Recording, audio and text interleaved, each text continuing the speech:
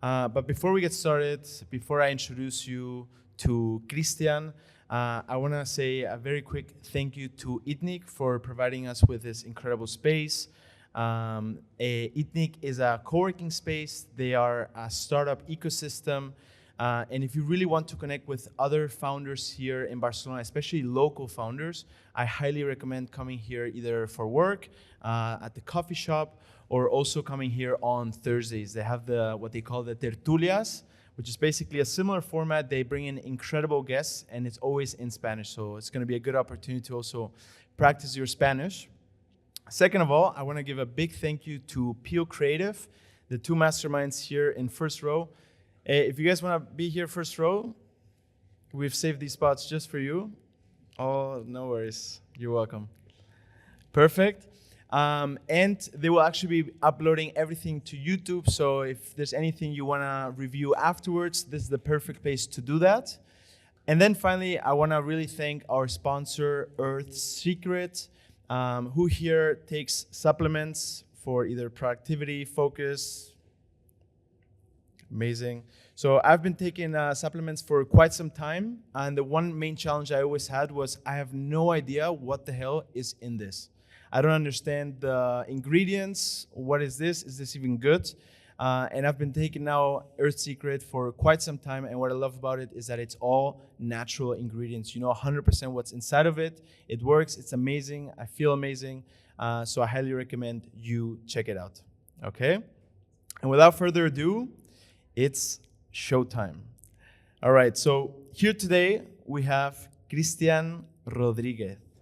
Christian is going to be talking about how to go from 0 to 1. It doesn't matter whether you're just getting started or you're actually pretty advanced. We're going to touch on all the different aspects of the entire lifetime cycle, right? And maybe some of you are a few steps ahead and thinking about going into a new market, right?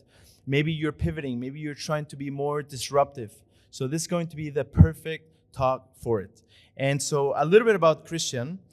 Christian is the founder and CEO of Mutter Ventures, which is a venture builder. They don't just invest into startups, they actually build them from scratch. So he's really a serial entrepreneur who has built many different companies, including also Buy Hours, which is hotel microstays and other tech companies. He was also talking about opening up a restaurant chain many, many years ago. And basically, he's now brought all of his expertise, everything he has learned into now Mutter Ventures, where he's now developing, running pretty much 7 startups at the same time. On top of it, he's the author of Despegar. If you know Spanish, it means take off, right? So it's pretty much the 0 to 1, book, but in the Spanish and this side of the pond, where he talks about, how you can turn ideas into disruptive businesses that, innovate entire industries. On top of it, he's the board member at Tech Barcelona, one of the biggest startup ecosystems here in Barcelona as well. And he's also a professor at UPF, something like that. Amazing. I feel like I'm still touching kind of just the tip of the iceberg. Did I miss here anything at all? Is there anything you'd like to expand? Mutter Ventures, what it does, what kind of companies you're working with in general? Yeah, I'm happy to be here with you. Mutter Ventures, we started 5 years ago, and we are a venture builder. It's a special structure because we are the entrepreneurs. We start like entrepreneurs, and we have a team that analyze not projects, concrete projects. We analyze opportunities in the market. We think that if you are reading constantly and you are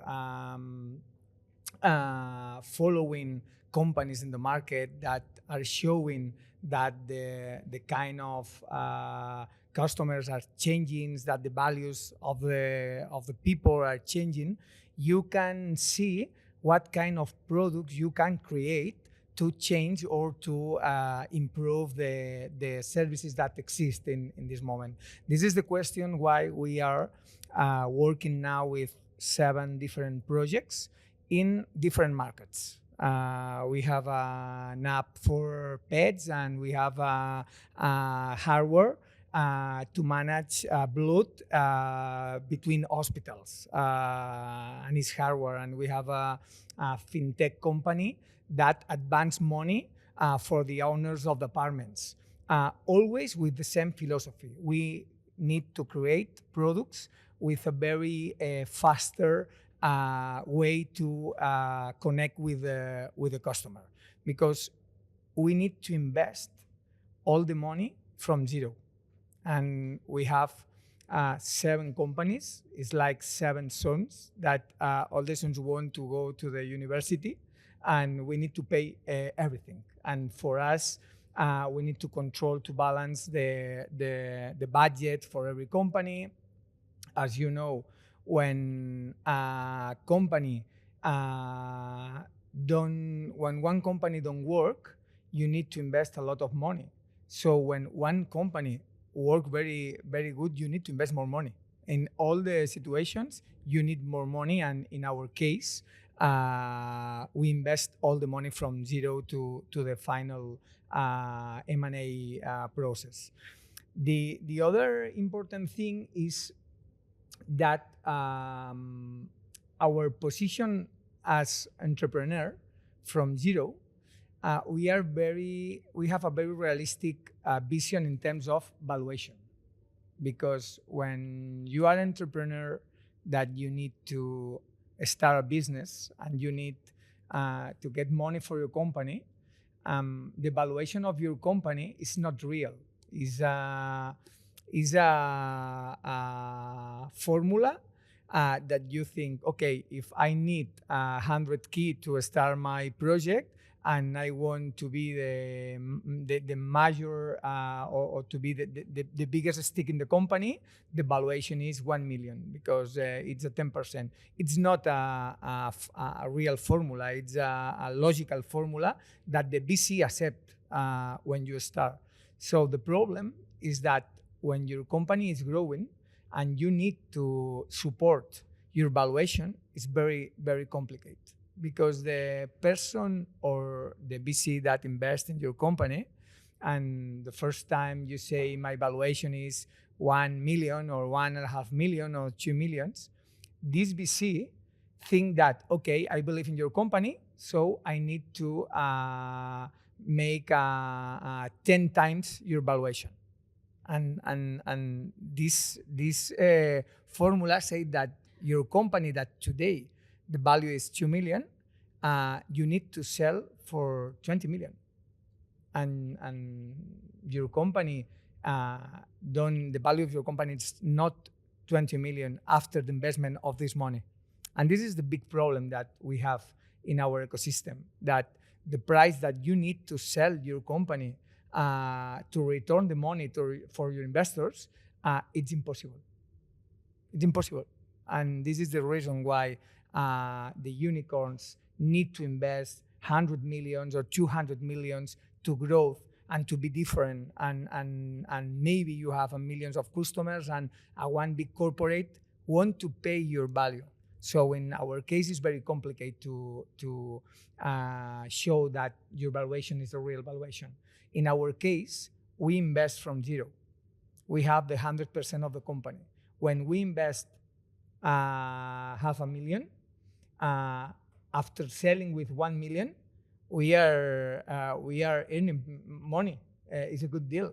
And if we invest 1 million, remember that it's the price that have one idea of one entrepreneur. When we invest 1 million, we can sell the company for more than 1 million. And in our business model, the business works. This is not easy, because we need to think the projects, we need to develop the projects, we need to invest the projects, and we need to receive a lot of money. This is the reason why we are in Euronext in Paris. We are a listing company. We are a listed company. And our main problem is that we need to show to our investors that we have the capacity to create a startup, to grow the startup, and to sell the startup. And the time from zero to sell it's around 5 years, 6 years, 7 years that you need to continue invest in all the companies. And do you focus on quality over quantity, right? Are you thinking, okay, I need to develop 20 companies as quickly as possible, or have you now developed these 7 companies and now you're like, okay, now let's make sure that these really make it big? From the beginning of the project until today, we are changing the idea because we now we have that a lot of companies is not a good idea because you need to share and you need to invest not only money, a lot of time in the projects. And we have the role of CEO in the company. It's like a co-founder, so it's not the same one entrepreneur that start the project from zero, that one person that you explain the project, and maybe you can offer part of the company, so it's not the same. And our CEOs now that it's not the same, that it's not your company, it's not your project. And maybe like Mutter Ventures, we want that the founder think that it's my company, I'm a part of the company. At the end of the day, you have a important part of the company. So it's not the same because the entrepreneurs, when start a project from zero, the passion, it's not possible to buy. It's not possible. And this is why a lot of companies and a lot of venture builders don't have the way to say, I have the correct formula. It's not easy. And our focus is create companies with a very way to show that the product works. When we start a company, we know what kind of company is going to buy the company, not the name, not the name of the companies, the kind of company, because you know that you have a product that if you have a good brand with this value proposition and you can show that you can acquire this kind of customers, this company for sure is going to sit with you in the table because your price is the same price that they need to invest to do the same. And now we have 7 companies, and we don't want more companies. We need to say goodbye to the companies. We need that the companies growth, and we need that the companies goes to the stage that don't need more money. And this year, this year we do a M&A operation with M&A M&A process with one of the companies that we sell, and it's a check for Mutter Ventures. And we have another 2 companies that this year is going to be profitable. That's incredible. And so kind of you touched on many things that we will talk about, such as also fundraising, whether you should do that or maybe do bootstrapping, the concept of, whether you should get a co-founder. There's a lot of things that we have yet to talk about, but I really want to take it a few steps back to the early beginnings, right? There's so many potential business ideas out there. How do you know, okay, this is it, right? What are the things you look out for? And how do you decide this is exactly where I'm going to put all my focus into? I am going to explain sometimes the Mutter vision, and I'm going to explain my personal vision that maybe is near your vision. In my case, for me, it's very important to separate the emotional thinking and the logical thinking. Because when you are starting a project, you have a problem that you think that you have the best project. You have the best project, you have the best team, you have the best product, everything, it's fine. And it's your vision, and it's good, because if you start the project thinking, fucking product, don't start it. So, in my opinion, or in my case, I need to stop and maybe I go to sleep thinking, wow, incredible project, incredible product, and I need to start the other day thinking the same, and maybe 1 month later thinking the same, because a lot of times, thanks to the experience, you know that. Imagine that I launched this project, this fucking project that it's it's a bad project, was a bad project, and in my opinion, it's very important to separate the part of the emotional and the part of real data and real things. No, oh, it's incredible, your project, I love it. Okay, do you want to buy it?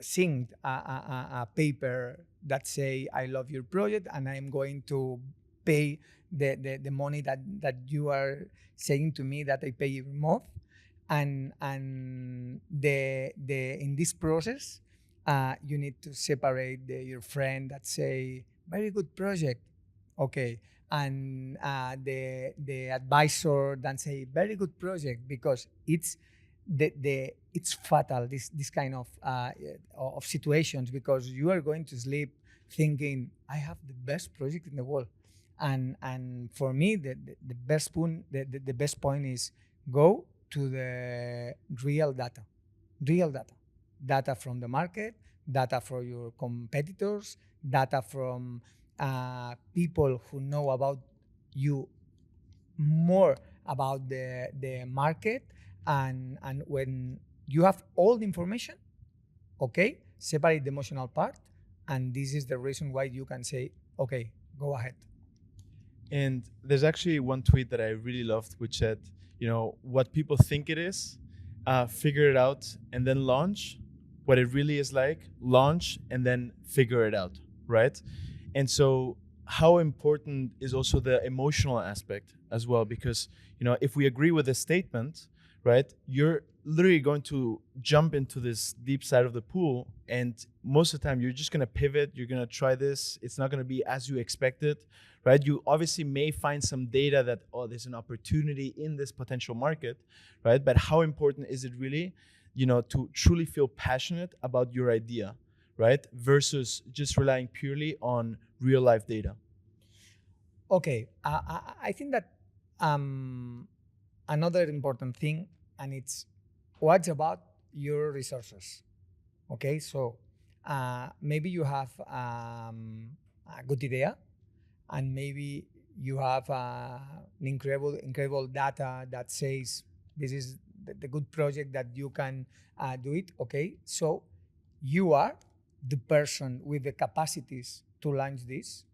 You have the resources to develop this, because maybe you are entrepreneur that you are the best in terms of sales, and you don't know about technology, and you are thinking on, or you are working in a SaaS that you need to invest a lot in technology. You need to know a lot about one kind of technology, and maybe you have a good idea, maybe you know to send the idea and the product, so you don't have the resources to develop in terms of money. And a lot of times you need a mix. You know the market loves your product, you have the resources to develop this, and with this mix, maybe you can launch the product, because it's not only about data. Maybe we can analyze a project that says that if we launch this, we will be a successful company. Okay, so we don't have the money to wait the 2 years that you need to launch this product. In Mutter Ventures, we have a hardware, and we invest more than 1 million, and we wait more than 2 years to have the hardware finished to sell. This is a lot of money. If you don't know that you can wait and you can pay all the process, this project is going to die for sure. And it's not only about data, it's not about emotional, it's about a mix of what kind of resources you have. I'm sure that we are going to talk about the co-founder, and maybe you don't have the resource of the knowledge of one part, and you can acquire a co-founder that provides you the knowledge that you need. So you need to mix all the resources. In what situation would you recommend someone to get a co-founder, right? Because in my case, maybe it's also depends on the kind of businesses you're starting, how big they are and stuff like that. But my philosophy at the very beginning was, I'm still figuring it out, right? I don't want to dilute myself in a stage where I'm still not really sure myself where this is really going to go, right? So I would much rather figure it out first and then potentially get a co-founder. Good question. In my opinion, the co-founder, it's very complicated to launch a business. To launch a business alone, it's another universe, because if you have a partner with you that think like you, that has the same interest than you, and you need to decide every day. The life of an entrepreneur is every day you need to decide a lot of things every day, all the time. Decisions constantly, and if you're alone, for sure that you are going to wrong, for sure. If you and you need to understand that it's not only to decide a lot of things, it's decide a lot of things with an emotional bomb constantly. You don't have money, you need to decide. You can pay the person that can change your technology, you need to decide. You goes to the bank, you need to decide. The investors say, change this point and I'm going to give you money. Lot of times you need to decide a lot of things. With a co-founder that has the same values than you, the same goals than you, it's easier to improve the quality of the decisions. So your question, when, depends of the kind of business. If you are in the part of the business that you are analyze, that you are understand in the understanding process to know, okay, what kind of co-founder I need near me, or what kind of process I want to do in this company, you can wait. So you need to decide the co-founder at the moment 0.2, no the moment 3, because you have a problem of the kind of co-founder that you cannot acquire. So maybe if you want a good co-founder, maybe he can improve your product or your project since the beginning. So my very first startup that I had was an app that I tried to develop in university. It was a huge failure. We didn't even get it off the ground. It was a huge delay. And, it really came down to the aspect of, I lost my train of thought here. So regarding the co-founder, okay, I will get back to that. I lost my train of thought there. But what are some kind of important things? Okay, got it. I got it. There's nothing I hate more than losing my train of thought and being like, okay. Anyways, so that startup failed because of the team, okay? And my biggest lesson was really around equity, right? And the lesson I had was you should only give equity to someone when this person is a real pillar, right? This means that when you remove this pillar, everything tumbles, right? And actually, what happened in the startup was that we were just prolonging the actual launch. We were prolonging. And then at some point, we just all sat down together at the table and it's like, okay, what do we do? And then finally, it was like, okay, we've never talked about equity. And actually, I was the only one who did like 95% of the work, right? And then one person dropped, I want 20%. And then the other person's like, okay, then I want also 20%. And then the other person was like, oh, I've done a little more than you. I want 30, and then it ended up just being like, what the hell is going on? Like this doesn't make any sense. And, for me, the thing about the actual pillars really stuck. And another lesson from that was also only bring in people that are going to make your pie bigger, right? And that you cannot replace with other potential people. A lot of times the problem is about expectations. The moment that you have a company, you are alone, and maybe you want to acquire talent, and you know that this talent, if it's a good talent, they want equity for sure at the starting of the company, or if you want a co-founder, they want equity. And if they don't want equity, maybe it's a problem, Yeah. Because the person who goes to your table and say, okay, I love the project, I want equity. Why you want equity? Because I think that this company will be an incredible company, a successful company. Okay, we can write the way to arrive to this goal. And if you want equity, you are agreed that you need to show the impact in the company. And if you can write the KPIs, the things that it's necessary that this or the KPIs of the company, that if these people, this person say to you, okay, I'm the best sales manager, and I am going to acquire the best client for this company, and I am going to go from 0 to 1 million of incomes. Okay, if one person can say this and can show that it's possible to do this, the equity is perfect for this kind of person. The problem is when you talk a lot and you say, okay, I'm going to give you equity, and you don't talk about when, how.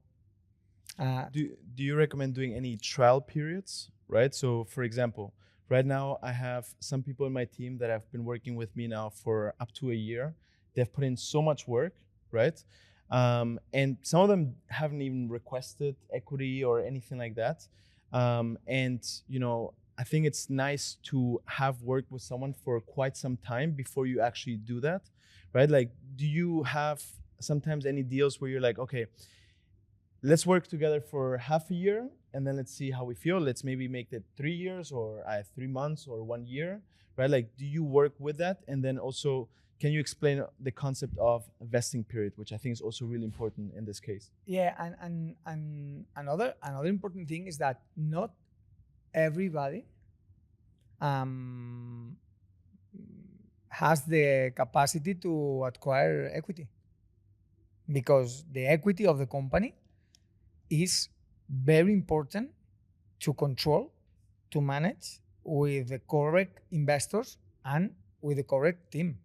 So if this is the way to pay less, if this is the way that you can offer equity because I can pay your salary, is different that if I offer equity to promote your role in the company and to promote that you work more and with passion and with the feeling that this is your company too. Mm-hmm. It's different because the equity has politic rights.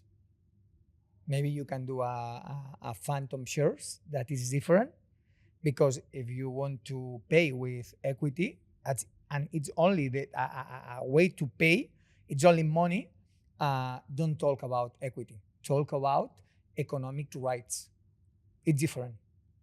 What's the difference? The difference is that when you have equity, you need to sign like a shareholder.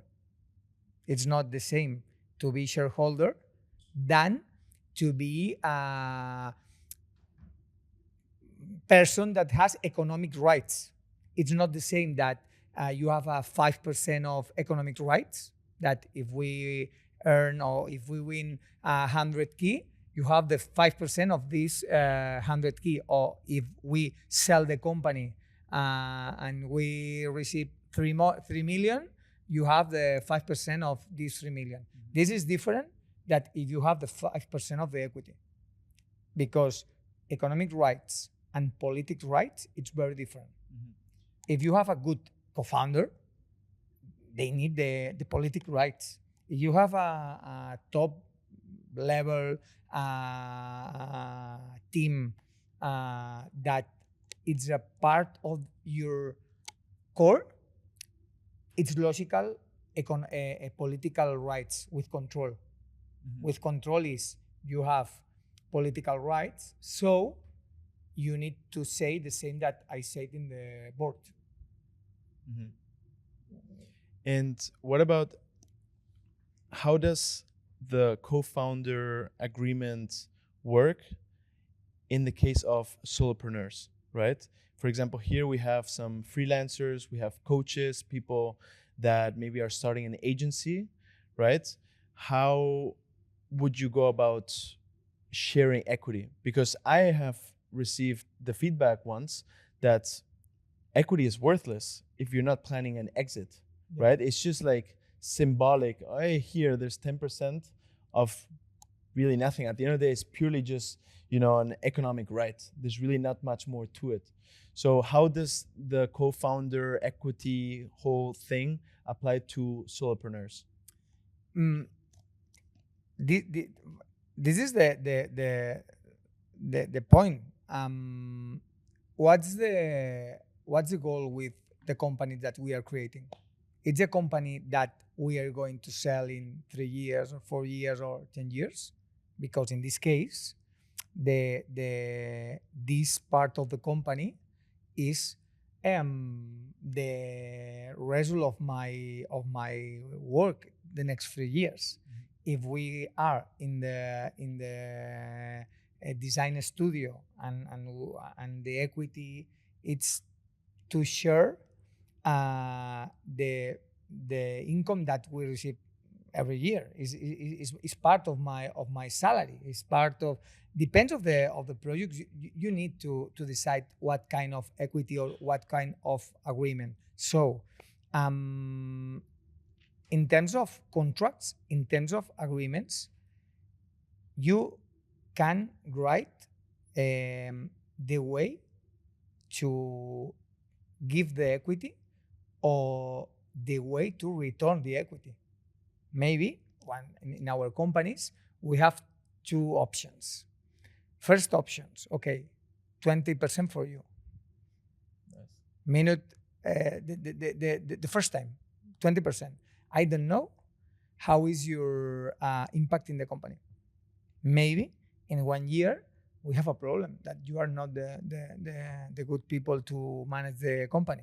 So if we have the contract that says what happens if you don't do these things, or what happens if the budget is at 60% of the goal, or what happens if you start in other company or you have a part-time in other company. You can write all the things to make easy the decision to return the equity, or the decision to give more equity. You can start with the 20%, and after 3 years, if everything is good, it's perfect. Or you can start with 0%, and after 3 years, I need to give you the 20%. So this is depends of the decision of the both parts.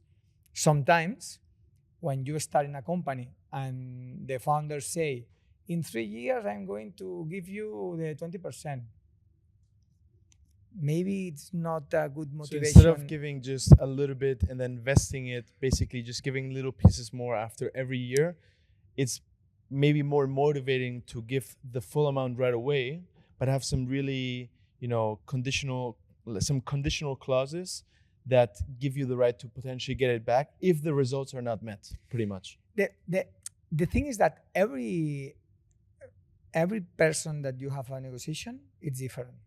And maybe you decide vesting, and with this decision, this person think, in 1 year, I only have the 5%, or I only have the 3%, and maybe he have a bad personal moment. And in the roller coaster of a startup, you need everybody with a lot of energy every day. And what's the difference between the first year? The first year, this person has the 20%, or you need to wait for the third year. What's the difference? The way to sing. Because if you have if your problem is that you think, if is not the right person, if this person go out the second year, if this person, no problem, you can write a contract with this. You can decide the way to arrive at the same point. But is equity worth anything if you do not plan an exit, right? What do you say about that? I mean, you're not gonna have an exit, so how do you?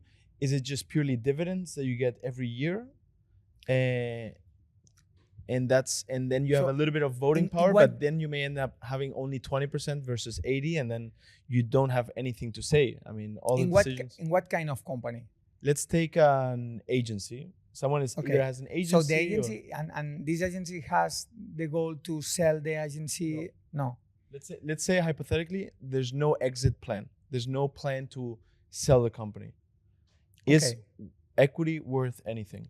Okay, and I have equity because you are going to pay less than my salary. Why I have equity? Yeah, I mean, for whatever reason, either it's Because if your option is, I am going to pay you a junior salary, so you have the 20% of equity, maybe it's because you need to show me that in 2 years we are going to acquire a lot of clients, we are going to earn a lot of money, and with your 20% of equities, you are going to forget your fucking salary the 2 first years. Okay, it's the way. So if you don't want, no, if your goal is not to sell the company, the equity of this person is motivation. No, it's it's the way to pay less, to pay more than the salary. Why you need a co-founder in agency? To understand why you need. So at that point, it's really just something symbolic at that point, and then maybe you get access to some dividends if you decide to have any. But that's pretty much it. For me, it's very important that you need a co-founder, or you need more shareholders in one kind of companies. If you are a good designer, that you can create a structure, then with this structure you can grow, or you can acquire new kind of customers. Maybe you don't need a co-founder. Maybe you need a C-level with a good salary. Because sometimes the co-founder is to decide a lot of things. So if your business is very clear, with a lot of respect with agencies, so your strategy is good customers, good offering for these customers, good commercial strategy, maybe acquire good talent. So your business model always is the same. In a startup, when you are starting from zero in a new market, with a new product, with a new technology, with internationalization of your company. This is the way that you need to acquire talent or new people thanks to the equity.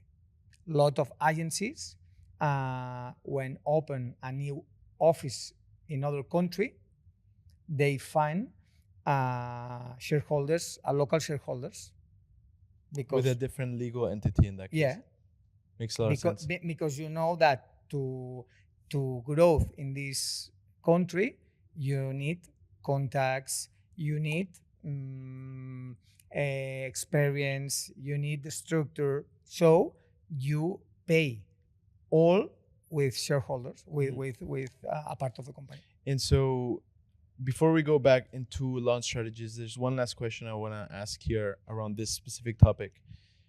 Who would you recommend bootstrapping and fundraising to? Now, with the ecosystem that we have today with the startups, the fundraising, it's not easier now. 10 years ago, I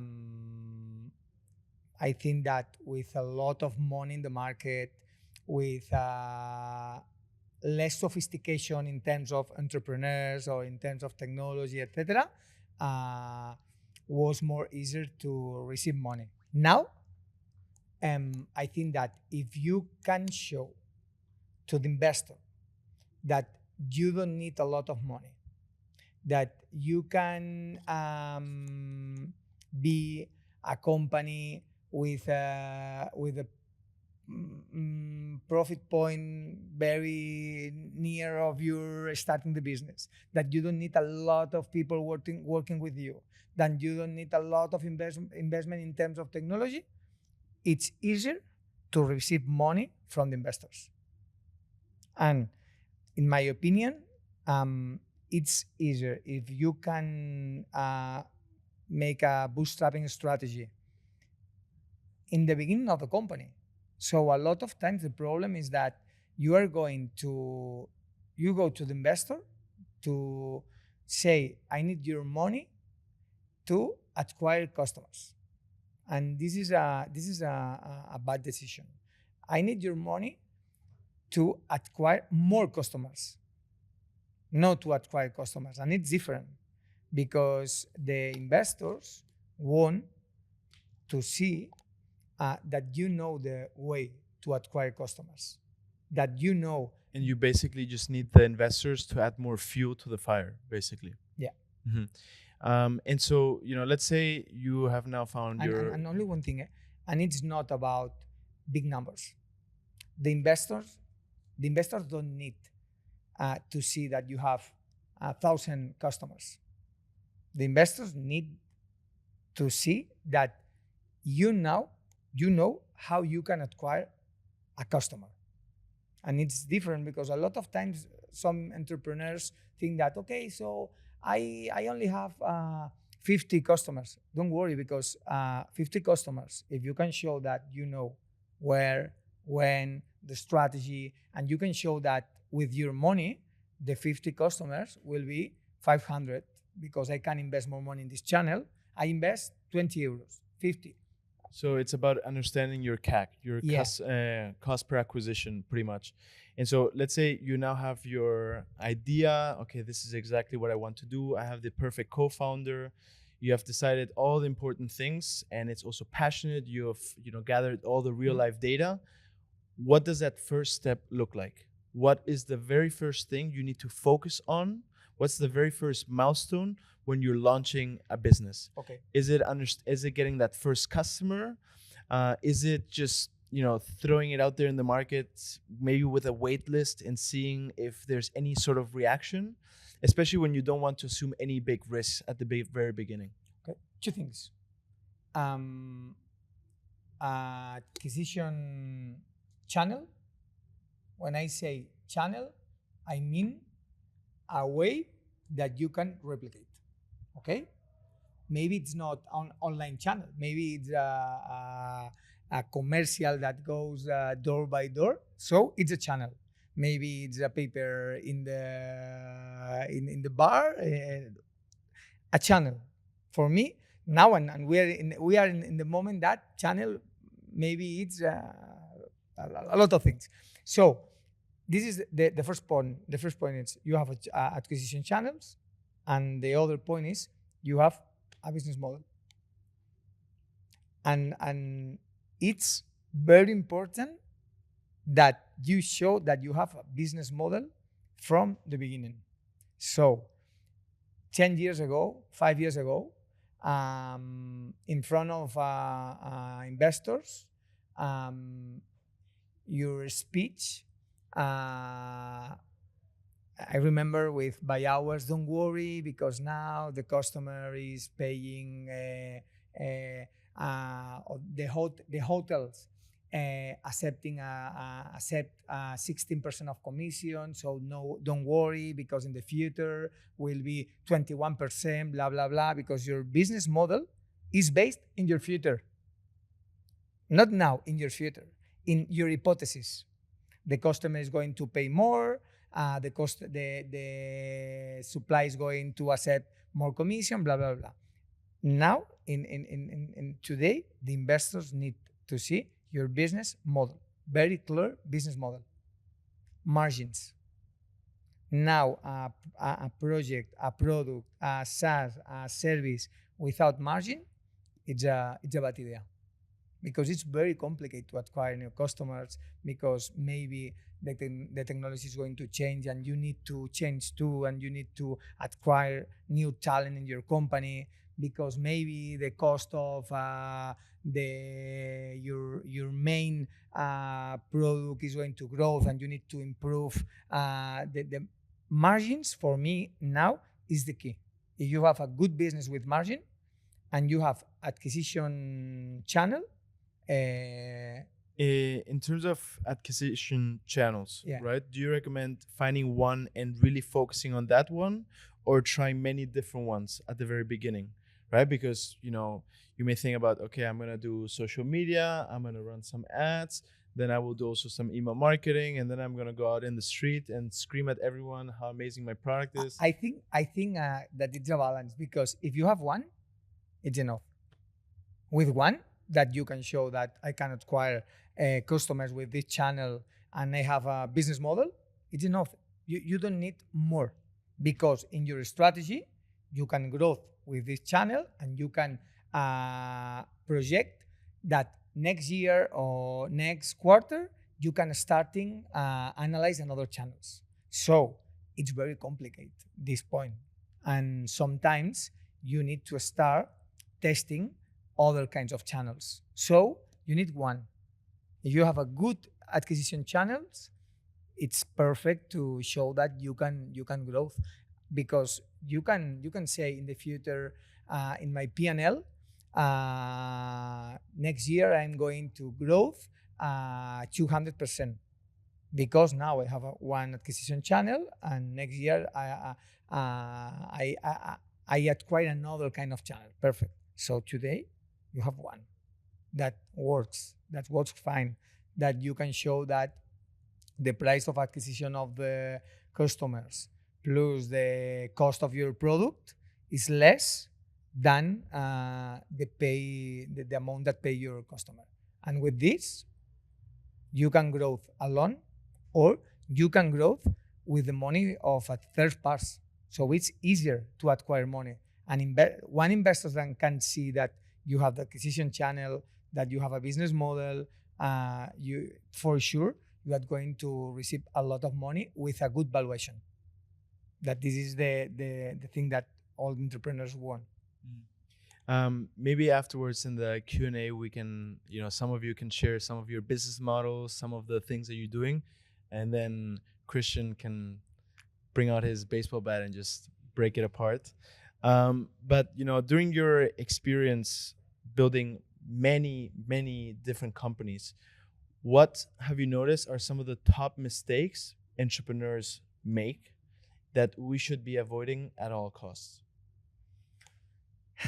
The common mistake that in my experience, I seen is that the founders only think in the quality of the product.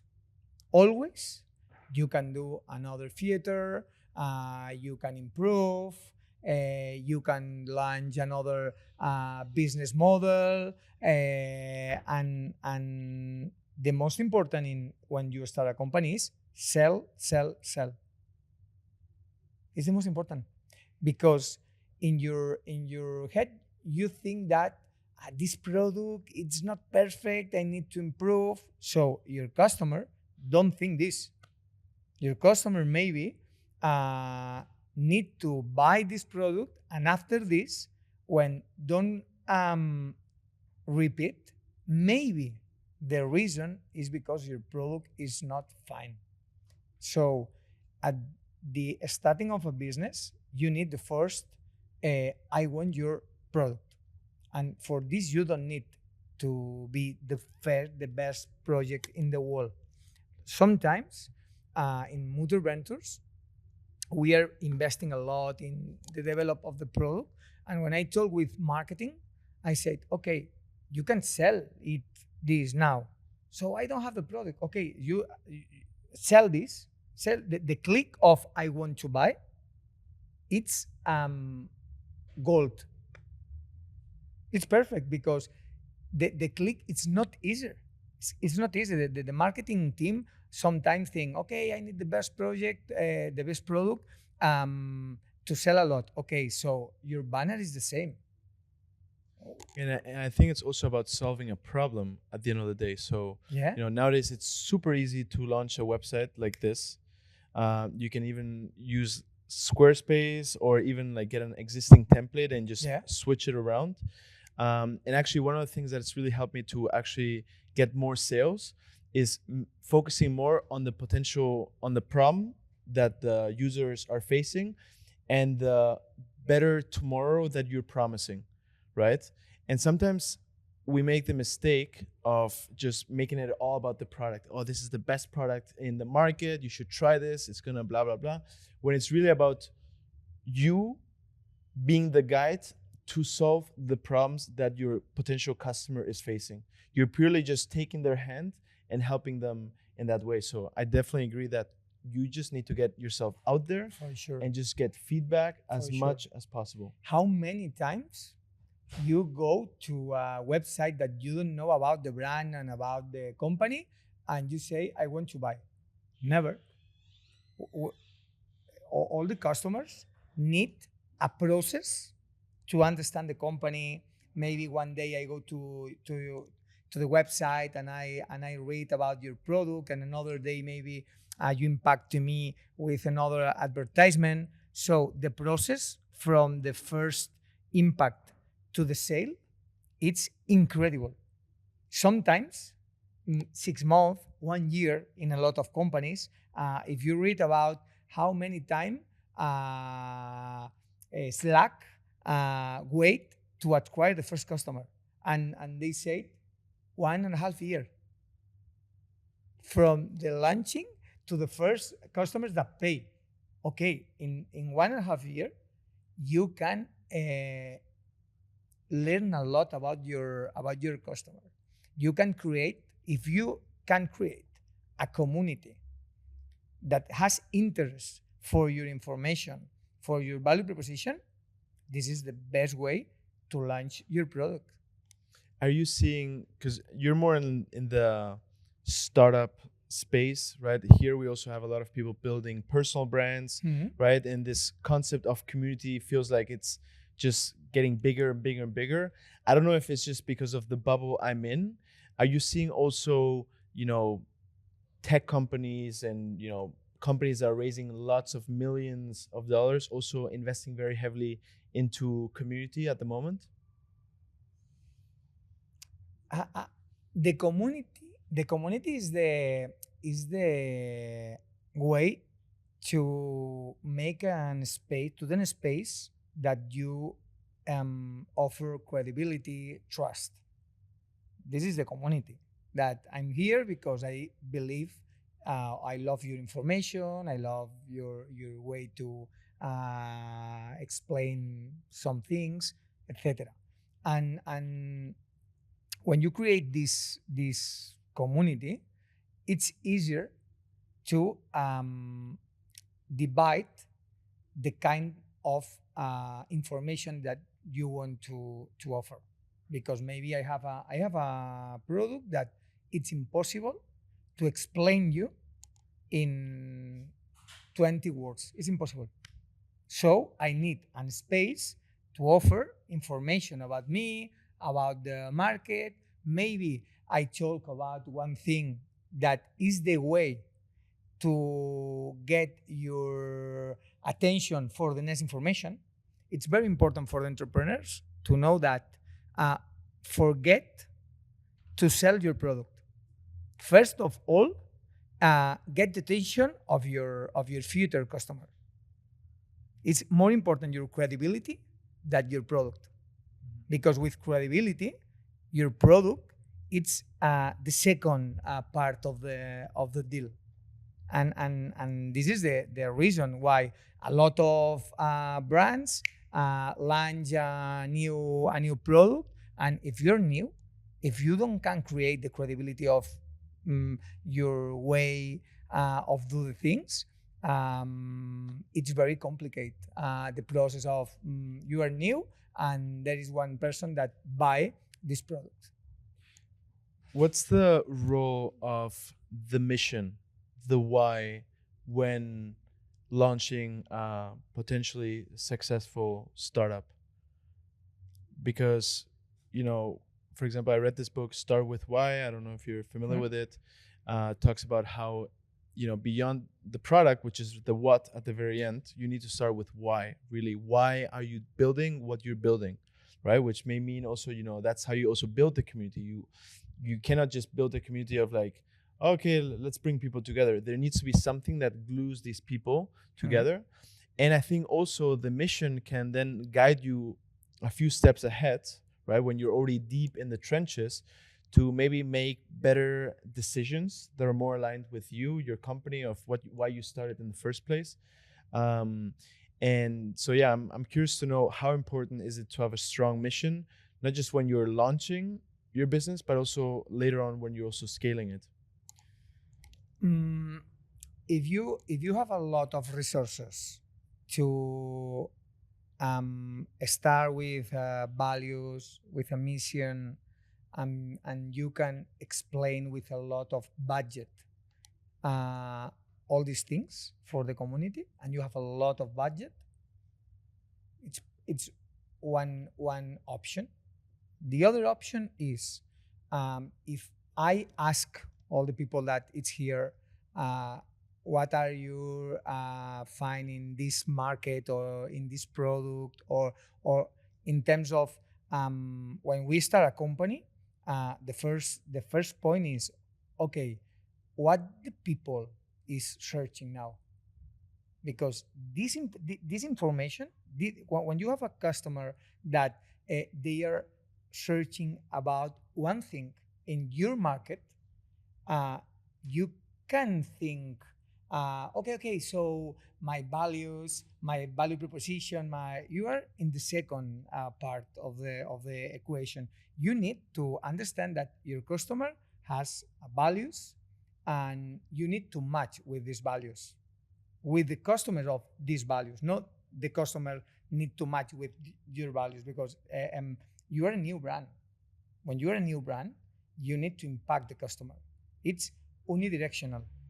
You need to take the attention of this customer, and it's not about your values. It's about the values of your customer, and you need to be a company with the same values, similar values. Do you think that maybe throwing out there, whether it's through social media or just screaming out in public, what you stand for, right? Why you're doing things, can actually help you attract potentially people that, because I feel like it's for example, when you see Nude Project or these big companies, they don't say we're a clothing brand anymore. They say we're selling a lifestyle, right?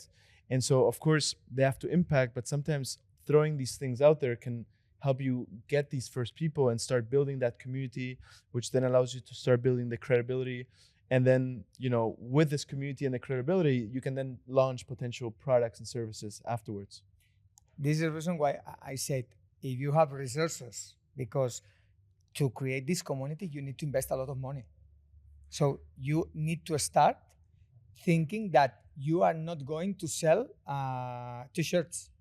You are going to create a good community, and after this, you are going to sell these t-shirts easier, because your community believe in you, because your community love your brand, etc., etc. So this is the example that they invest a lot of money in the creation of the company.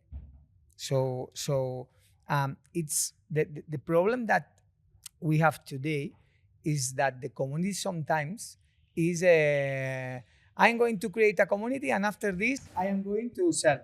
Okay, it's to create a community. It's the same that we are going to create a viral, campaña viral. No, so I create a video and it's going to arrive to 2 million people. It's not easy to create this kind of video. You can create a viral video with your team around a meeting, because it doesn't exist. You need to create an incredible video, and that this video goes to 2 million persons. It's not easy. It's the same with the community. You have the resources to create the things that the community need. So sometimes it's not with your strategy. I am one example. We have an app for cats and dogs, and we are creating information about one specific raza, Race. one specific. We are creating 30 communities for 30 races with information only of these races, because we know that the people that has one dog of one concrete race, they want information about this concrete race. And we are creating a very specific information, because it's the way to connect with this person. Because if we talk about dogs, you don't have engagement. If you talk about small dogs, you don't have this connection. If you talk about this race with this age, with this concrete problem, the attraction grows a lot. And this is money. Mm-hmm. Because you need to create a lot. And so we're approaching now the last two questions. Thank you so much so far. It's been absolutely incredible. I have literally, it's just all notes here that I'm taking. How important is it to niche down as a very beginning? Is that something you recommend when you're launching a business or trying to innovate in some way, shape, or form? Or do you recommend going broader, gathering feedback, and then niching down over time? I think that depends in the kind of product or service that you are offering. Sometimes the strategy will be I'm thinking about in every project that we have in Mutter Ventures, we use different strategies, because after 5 years, when we started, we thought if we have a team that is an expert team to launch companies, it's perfect, because every time we are going to launch, the company is better. Knowledge constantly in every company, we know that it's a different strategy. It's different. Sometimes you need one strategy, sometimes you need another one, sometimes you need to be generalist, sometimes you think that we are going to create a community, and maybe in this in the hardware product, the community don't have results, and the same with all the companies. And this question, I think that depends of every project. 100%. And so, just wrapping up here before we then go into actual questions, um, if you went back to the Christian who was just getting started at the very beginning, I don't know how long ago that was. Are we talking 10, 20, 30 years? When did you have your first startup, first project? I have 4 years, 17 years, more than 20 years, 23 years. Well, what's the one, in this super long journey as a serial entrepreneur, what's the one piece of advice you would give to your younger self? Like, what's that one big aha moment that's really shaped your entrepreneurial journey? What's that one lesson you would give? 2 things. Perfect. It's very important to work a lot. And I think work a lot because if you are a good entrepreneur, you need to test a lot of things. You need to fail in a lot of things. And if you don't work a lot, you can solve the things that you don't do fine. And in my opinion, you need to work a lot. So a lot of hours, you need to test a lot of things, and you need to open your mind constantly, because it's easier. A lot of times the problem that we have entrepreneurs is that it's complicated to do the things different, because you have a one personality that you think that this is the good way. And for me it's very, very important to open your mind to do the things different. Work. The other point is it's when I was 20 years old or 25, I thought 33, 34 years, I will be rich for sure, because you are thinking that this business, I'm going to solve this business, blah, blah, blah. With 40 years now, the reality is that the life continue. I am working a lot constantly, and you need to understand that every day that you get up in the morning, it's necessary that you think that I'm happy in my life. And it's very philosophy, but it's important to be happy every day in your way,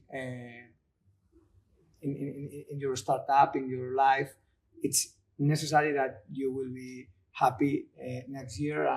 Even if it feels like everything is, crumbling. How do you still stay happy in those moments where you just want to scream into your pillow? The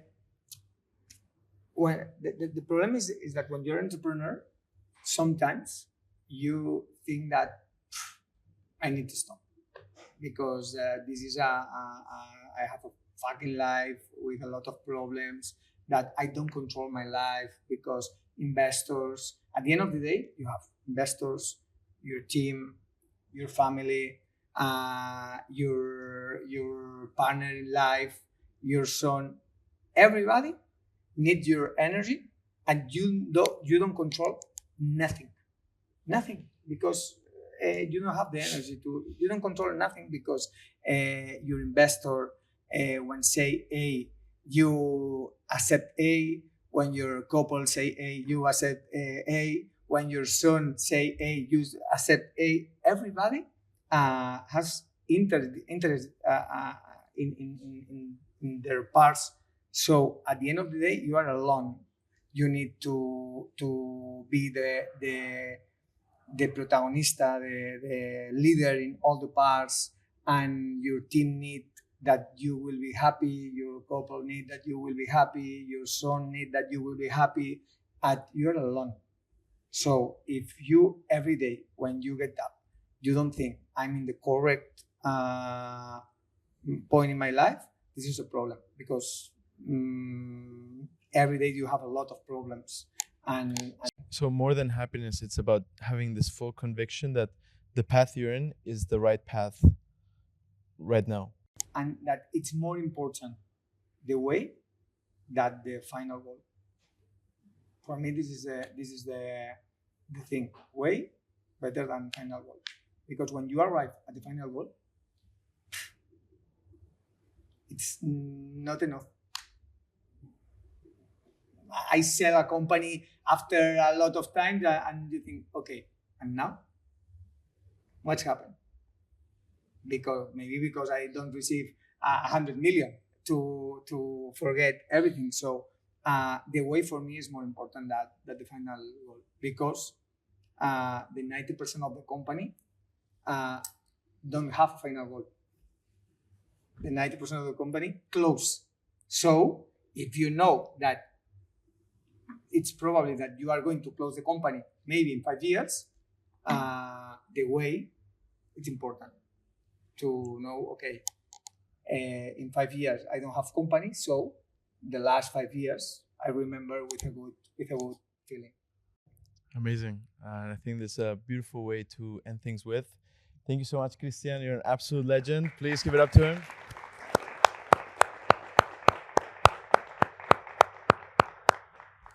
Alrighty. The good thing is that we have some time for questions. Don't be shy. Okay. If you have maybe a business model that you're not sure about, maybe you're about to launch a new product, or maybe even for the first time, this is the perfect moment to do it. I don't think there's anyone better suited to answer these questions than Christian. And again, thank you so much. Anyway, I wanted to ask more questions about the co-founders that join your projects. How do you find them? Is there a fixed number? Like, I guess one is not enough, right?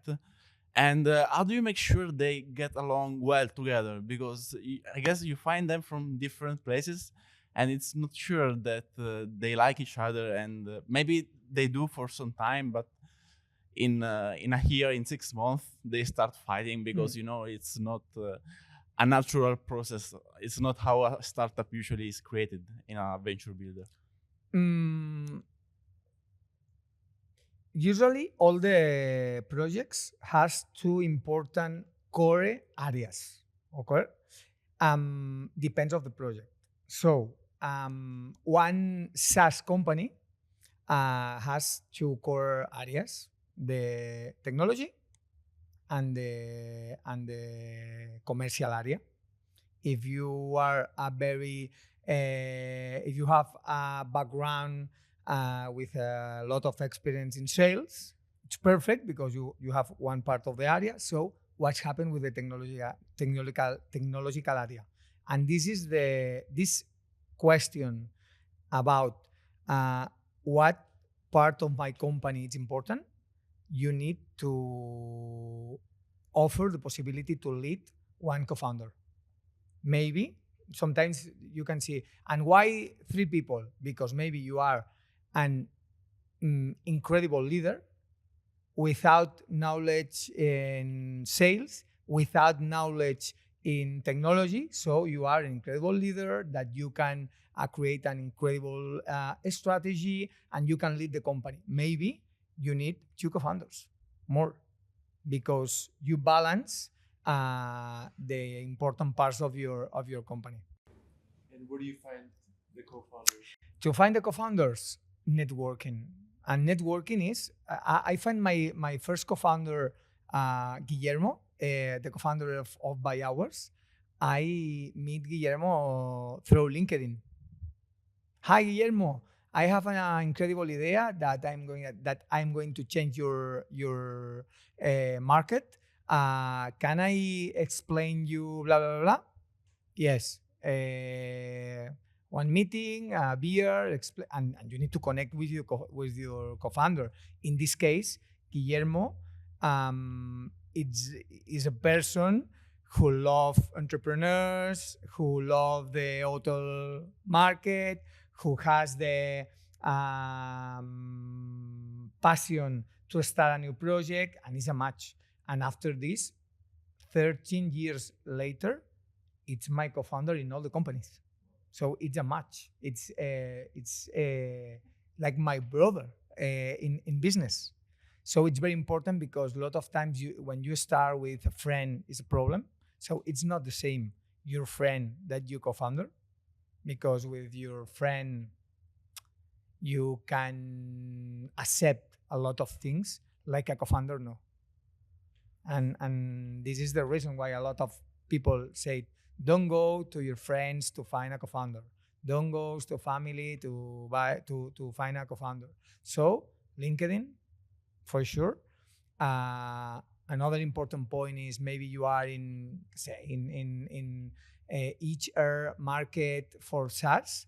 I'm sure that there is a man or woman that launch a company in this market that they failed. It's perfect. You can. It's perfect. One co-founder with experience in the fail that can sit with you to explain what's happened. That now about this is. I think that it's LinkedIn. It's LinkedIn and this kind of moments that maybe you are in the company thinking about one project and another person is thinking about another project, networking constantly and send mails and send without problem. Thank you. Hello, thank you for your insights. Very useful. I wanted to take your opinion on if you feel there's an appetite for perhaps non-digital, because I see like everything is app-based, SaaS-based. Everyone is really excited about, scalability because it's so fast, low cost of goods sold, all these things. But there's still a lot of great ideas, because I was at design school last year, and there are so many projects that are just put in the drawer, right? And my question to you is, do you sense that there's an appetite for perhaps physical or physically driven products and shops and experiences that are augmented with digital? And what's your experience with that, please? Thank you. I think that this is a good moment for this kind of projects because last 10 years, 15 years, the investment in digital projects, in digital startups were incredible and without return. A lot of investors with a lot of money in these companies for the promise that don't worry that we are going to multiply. No, that doesn't work. At the end of the day, if you have a business, if you have a product that works, if it's offline, it's not a problem. And the other thing is why we need to think about to create unicorns or to create a business model that the income with a lot of million is not necessary. Maybe the best project is a project that is your way to live, and it has the same value that the unicorn. I'm sure that your life will be better than the founder of the unicorn, for sure.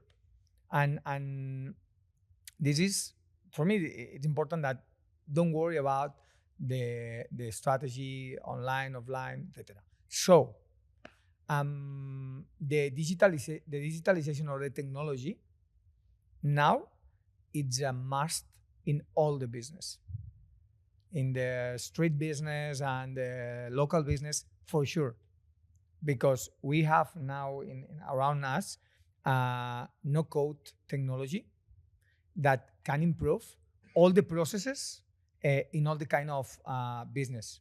Because maybe you have a physical business, so your customers need this communication with you, and you need to know all about your customers with physical and digital, and the experience with the communication, the way to inform, the way to make easier the access to the bills, the way to analyze what are thinking your customer, or what do you think that is going to buy the next time.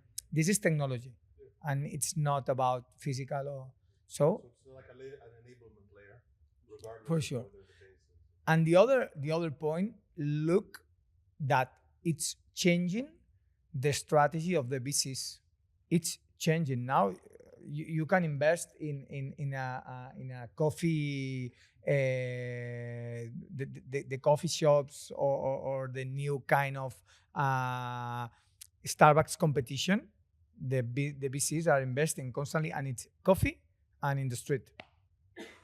And the same with a lot of business. I think that you are in the good right, and my concern is a good business model, and with this you don't need to grow a lot or something. Super quick question. What do you use for tech to manage your team? Do you have Google Workspace? Yeah. Google, do you vouch for simplicity? Because nowadays there's so many project management tools. There's like ClickUp, Smart Suite. There's like all these all-in-one work management solutions. Are you just like, look, stick to the basics, Google Workspace, Slack, and that's it? We use Slack, we use Airtable, we use Google, and I think that this is a bad decision. So the problem is that this theater, it's only with this, and this theater, it's only with the other tool. At the end of the day, I think that we are paying more than 6,000-7,000 more for tools for the team. And maybe tomorrow we close all, and so I think that if you can start with a lot of tools, it's better, because after use one, is a problem to say, okay, this one no. It's a problem. To kind of test many out. Yeah, because Slack has a lot of good things, and Google has a lot of good things. So Airtable has a lot of good things, and it's very complicated to separate the what kind of filters you can say this no. So you'd say try many and then stick to the one that really. My recommendation is be careful, because the cost of this is higher. It's very, very expensive, this kind of tools. And the problem is that you start with one tool that you are 10 people, and when you are growing in terms of people, the cost is incredible. And you can say, You would say no. no. How much of that is to LinkedIn? How much are you paying for the lead navigator? I mean, no, the problem that this is a conversation that I had with the CFO, and it's a problem, because I'm like a CEO. I prefer don't pay a lot of tools. So you are talking with the product manager, no, because this tool is perfect, because and you are talking with the design, no, because this tool, I use this tool for design, and the product manager can say no, so we can use another tool. Yeah, you are not the designer, and blah blah blah blah, and at the end of the day, you're paying more for sure. If you don't want to pay this, you need to you have conflict for sure, because everybody wants another specific tool. So it's a good conversation. Yeah. So, I love to. sí, sí. Barry? Just to be recorded. I'm Barry. I'm a social entrepreneur, and I have a company that runs AI bootcamps. But at the same time, I'm involved with a co-creation space for entrepreneurs in Istanbul. And when you mentioned that about venture studio, that you have a venture studio, right?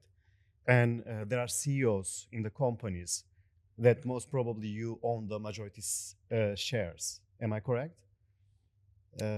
In our case, Yes.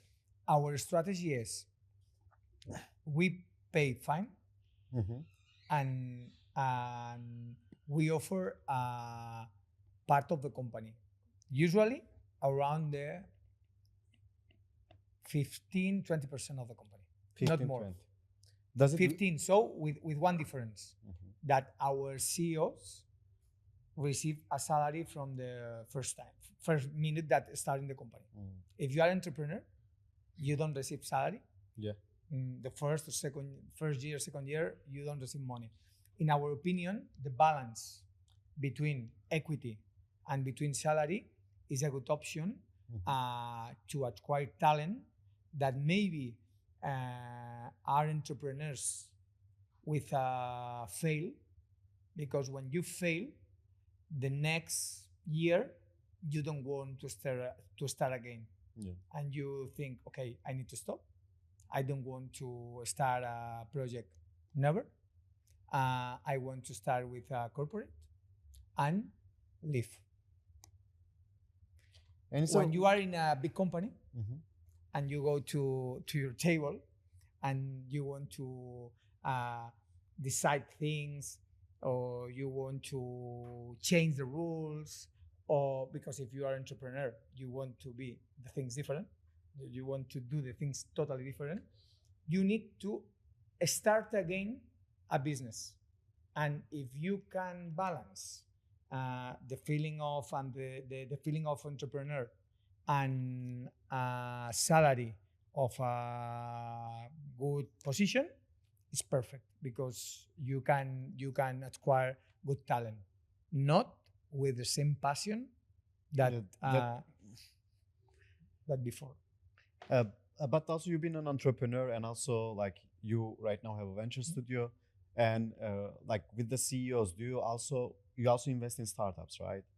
Like, do you think that there is a difference between let's say an entrepreneur who runs the business and the CEO that is running the business? Do you see there is a difference, and like which has like most likely to succeed, or with the balance you mentioned, maybe it goes good in both scenarios? Like, I'm really curious about like what was the success rate with previous, when you invested to an entrepreneur and when you also invest in a company and hire a CEO. Like, did you see like a success difference between among them? the the the big difference between one CEO or one entrepreneur is that when you know that every uh, month you are going to receive your salary, you and your team, uh, your your feeling change a lot. So you know that when you are entrepreneur and you are leading your team, and your team is paying the banks and the bills with your salary, you don't sleep if you don't get the money to pay this, because it's in the center of your life. It's your responsibility. You can start the day to, sorry guys, this month we are not going to, no. So this is the reason why you are thinking the way to receive money, to ask with investors, to sell more. The entrepreneur life, when you have a salary, you can work a lot, not 8 hours. You can love the world. You can love your company. So it's not the same. Just being mindful of time here. Any other? Anna? Thank you. Hi, my name is Anna. I'm having a little. Well, I started a distributor and a manufacturing company here. I'm on the beverage market, and well, we had this conversation with our team this week. Actually, I love what you said about just having one channel to start making sales, but as well margins. Right now, it's what can kill us, and we have to make a very important decision that we're debating, because we can go either with a third party that can give us volume, which is very important for us as a company that sells beverages, but at the same time can compromise our margins. And there is a possibility that we can sell a lot and create volume. But if by any chance, let's say this third party gets big volume, but then they decide to hold it back, we compromise all our margin and the product will not survive. Then on the other side, we do have the option to do it by ourselves, that we can have a good margin, but the pace will not be the same, and that can also compromise the operation entirely. So we're kind of debating into that. In this scenario, which one would you say that it's one of the best options to go? I know that was my decisions, as you said. Yeah, that's where we are. Because not at the same time. So both is possible. We do have it in our business model, but right now we just have the resources to go into one. That's the thing. In this case, you have in your case, I now, with the situation that we have today, that a lot of companies want to sell, so not companies can sell. Mm-hmm. In your case, you have the possibility to sell with less margin, so more quantity. We do, yeah. For me, this is a good decision. Mm-hmm. So you need to start from the first time that you sign the agreement with this company, mm-hmm. to start the strategy to don't forget that you want the other channel, because maybe, and a lot of times is a good option, you work, sell, and you forget that you have another channel.